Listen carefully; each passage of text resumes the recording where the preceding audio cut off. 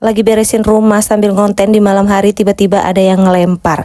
Nah, jadi kemarin malam tuh aku lagi ngeberesin proyek aku ini. Jadi kalau aku tuh pusing banget ngeliatin proyek ini tuh nggak kelar-kelar. Jadi aku mau ngeberesin malam ini juga. Sekitar jam 1 malam aku ngambil baskom berisi pakaian di tempat ibu aku. Jadi kalau mau ngambil pakaian di tempat ibu aku tuh mati lampu semua. Jadi nggak akan ada cahaya sedikit pun. Dan tiba-tiba pas aku ngambil baskomnya, aku mendengar suara gumaman laki-laki dan seperti ada orang yang lewat di belakang aku, orang tinggi dan hitam gitu. Aku langsung lari dan nutupin pintu ibu aku. Gak sampai di situ, aku lanjut buat ngerjain proyek aku lagi. Nah, di sini tuh aku lanjut lagi proyek yang di luar yang kemarin aku lipat, aku mau mindahin lagi ke kamar. Dan di sini tuh aku mendengar suara siulan orang lagi. Tapi karena di sini tuh masih ada bocil satu yang belum tidur, aku masih merasa aman dan aku lanjut buat ngerjain proyek aku yang masih banyak banget ini. Dan sebenarnya kejadian seperti ini tuh nggak hanya sekali. Jadi pernah tuh aku bangun tidur pengen buang air, tiba-tiba pas aku di depan pintu aku kesandung berasa ada anak kecil di depan pintu. Kalau sosok anak kecil ini memang sering banget yang ngeliat. Kadang-kadang ayah aku juga ngeliat dan ngerasa kalau itu tuh anak aku. Pernah juga kejadiannya tuh di siang hari. Jadi di belakang rumah aku tuh kan banyak pohonan gitu ya, banyak kayak hutan gitu kan. Jadi ada pohon jambu di situ.